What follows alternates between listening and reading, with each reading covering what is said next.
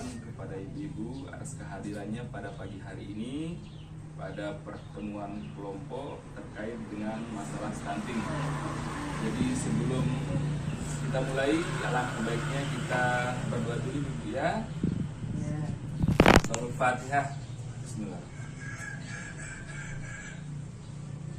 Jadi tujuan kita dalam pertemuan kedua kali ini adalah membahas tentang stunting. Tapi sebelumnya untuk menyegarkan suasana dulu, mari kita tepuk tangan P2K2.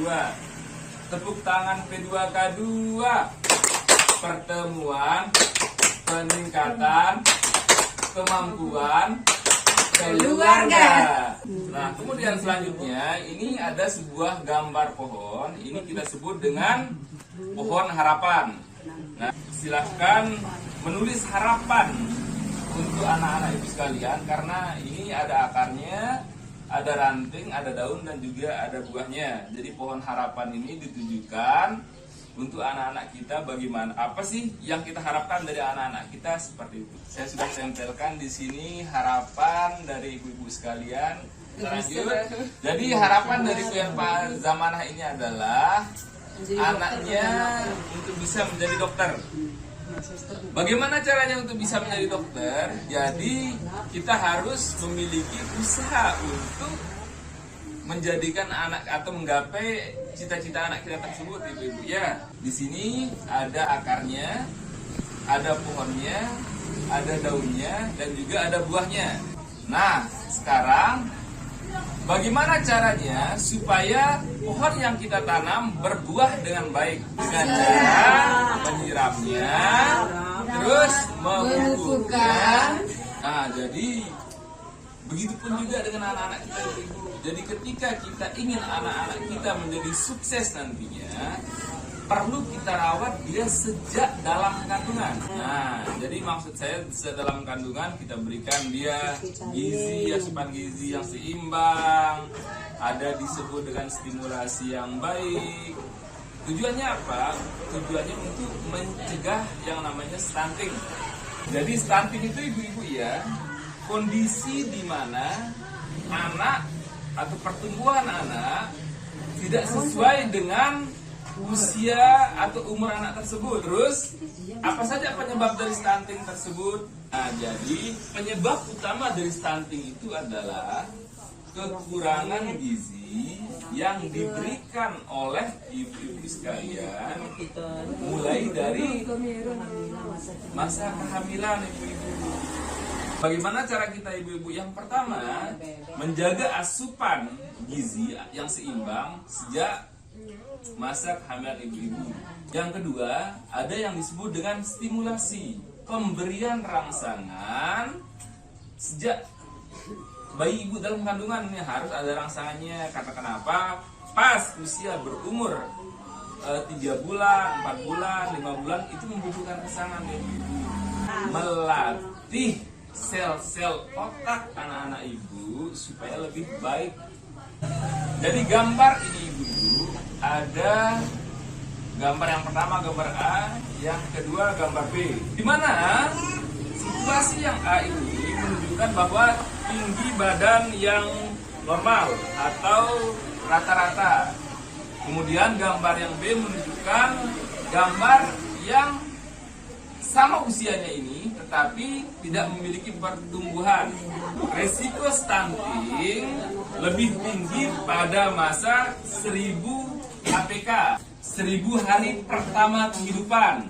Nah, jadi untuk menghangatkan suasana ibu-ibu, ingin anak sehat? Berikan gizi terbaik. Stunting? No.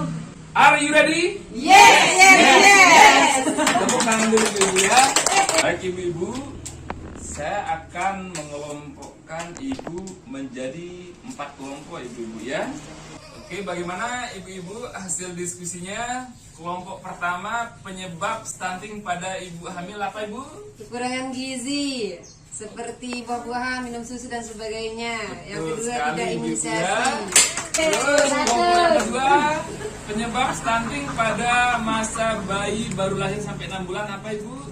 kurangnya pemberian ASI eksklusif. Yang kedua, terlalu dini memberi makanan terhadap anak. Jadi makanan tambahan akan kita berikan kepada anak-anak kita setelah 9 bulan. Kemudian kelompok yang ketiga, penyebab stunting pada anak usia 6 bulan sampai dengan 6 tahun. Apa Ibu? Tidak imunisasi, adanya penyakit cacar. Nah, terus kelompok 4, bagaimana Ibu? Apa jawabannya? Kurangnya kebersihan lingkungan, kurang stimulasi dari orang tua. Nah, kurang kebersihan lingkungan juga sangat-sangat mempengaruhi terhadap stunting.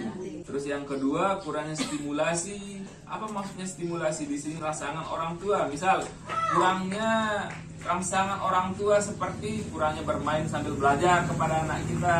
Nah, itu yang menyebabkan anak-anak juga stunting nih Ibu ya. Stunting itu disebabkan oleh dua hal. Ada yang secara langsung, yang kedua ada yang secara tidak langsung. Yang pertama, kekurangan gizi.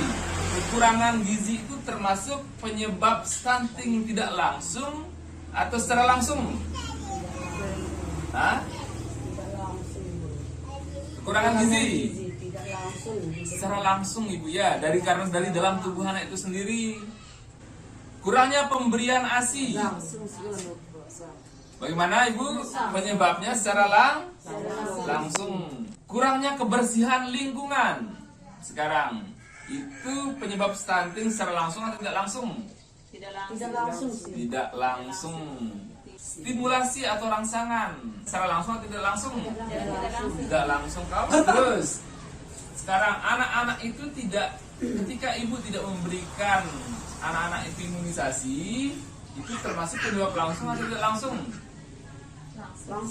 Penyebab langsung. Bagaimana cara mencegahnya?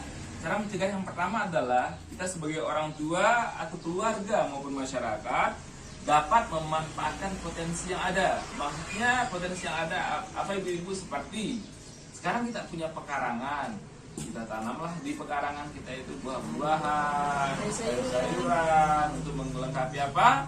Melengkapi kebutuhan gizi yang seimbang. Yang kedua apa? Stunting dapat dicegah dengan memberikan makanan bergizi seimbang pada masa 1000 HPK. Itu cara untuk pencegahannya Ibu.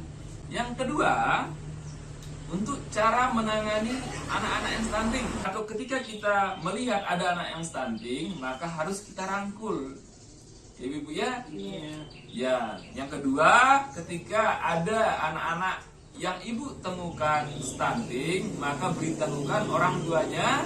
Untuk apa? Untuk memberitahu kami selaku pekerja sosial, sehingga kami bisa membantu ibu bagaimana cara memberikan pembinaan dan pengarahan yang baik terhadap anak-anak kita yang stunting, sampai akhirnya stunting itu tidak ada lagi. Silahkan melihat gambar pohon harapan ini.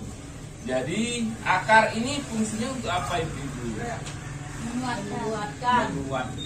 Jadi asupan yang ada di dalam tanah seperti mineral dan sebagainya itu diserap oleh akar. Kalau semakin bagus zat-zat unsur hara yang diserap oleh tumbuhan-tumbuhan ini, maka akan berdampak juga kepada daunnya yang hijau, buahnya yang besar, dan lain sebagainya. Begitu juga dengan anak-anak kita. Jadi ketika kita ingin melihat anak-anak kita tumbuh dengan sehat, cerdas, dan juga sukses seperti apa yang ibu-ibu harapkan di sini, maka perlu kita memberikan asupan gizi yang seimbang mulai dari sejak dini ibu-ibu ya. Juga yang kedua, adanya stimulasi daripada ibu-ibu, mengajarkan mereka untuk bisa melihat, bisa bergerak, itu yang kita rasa. Nah, jadi tujuan dari P2K2 ini adalah agar kita paham terhadap bahayanya stunting tersebut. Nah, jadi mungkin sampai di sini ibu-ibu ya. Jadi kalau awalnya tadi kita buka dengan doa, penutupnya juga kita harus dengan doa ya. Mari kita tutup acara pertemuan kelompok pada hari ini dengan membaca Fatihah. Al-Fatihah. Al-Fatihah. Baik, terima kasih Ibu. Assalamualaikum warahmatullahi taala wabarakatuh.